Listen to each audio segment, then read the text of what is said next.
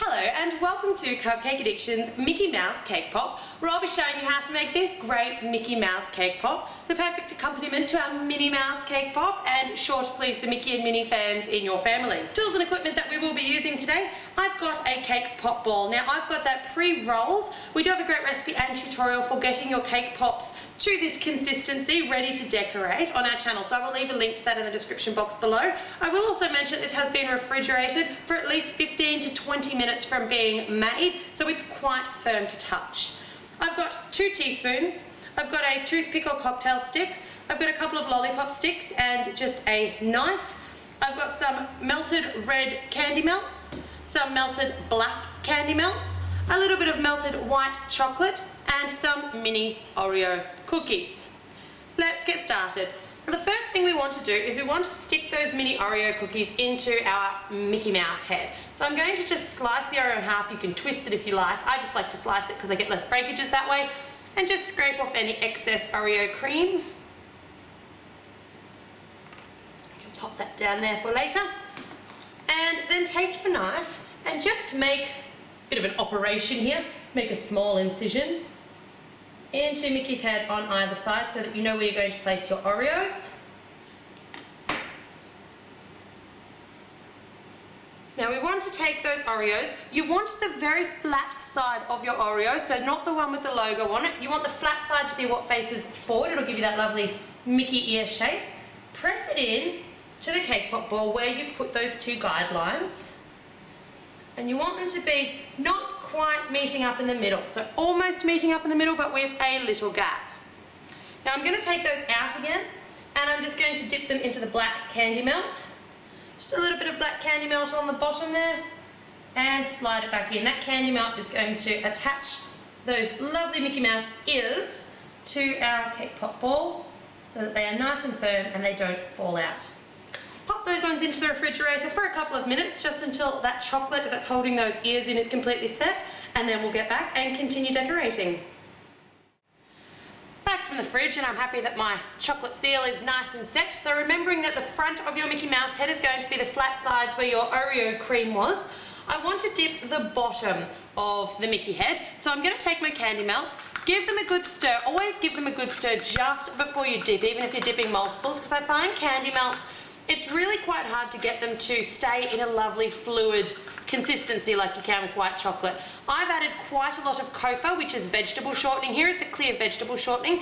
You can also add Crisco if you're in the US. Otherwise, just have a look in your supermarket for a Kofa or vegetable shortening alternative. And I've added quite a lot there to get it to that consistency. I didn't measure it out. I normally do about 50 grams per 100 grams of candy melt, but really it's just to get it to the consistency that you're happy with. Alright, now to dip our Mickey Mouse head, because those ears are going to be so nicely firmly in place, you can actually hold him by the ear and just dip him in. Give it a good tap on the bench so that your candy melt is really level, because you want to try and get a nice level dip. So just dip it in about halfway down and pull him out. Working quite quickly here, take your Lollypop stick, dip it 1 centimetre into the candy melt and push it up into the middle of your Mickey cake pop and just tap off any excess.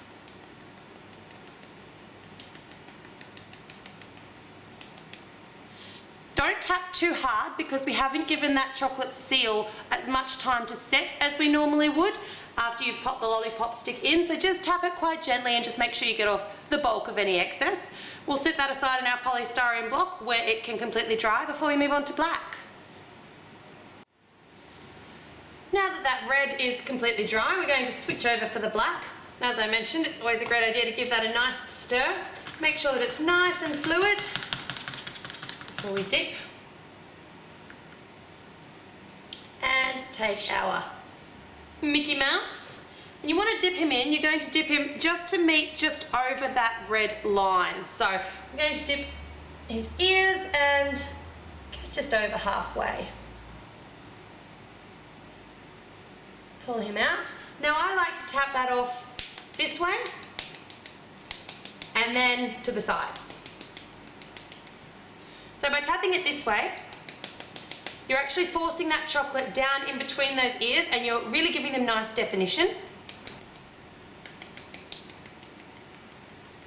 Now I do have the cocktail stick. I did find with some of my earlier ones of these, underneath the ear, just didn't quite get enough of the black candy melt on it. So if that happens, just dip your cocktail stick in a little bit of that candy melt. This one's turned out fine.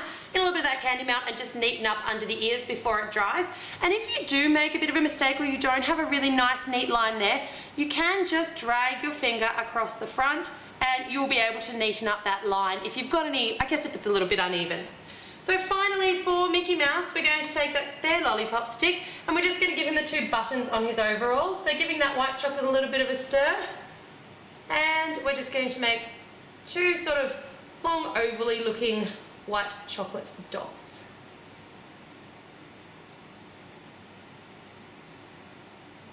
If you love our tutorials, make sure that you head over to our channel MyCupcakeAddiction and hit the subscribe button.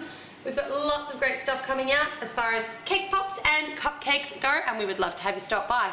Here you have your Mickey Mouse cake pop, perfect to accompany Minnie to the party for your next Disney event. As always, thanks very much for watching.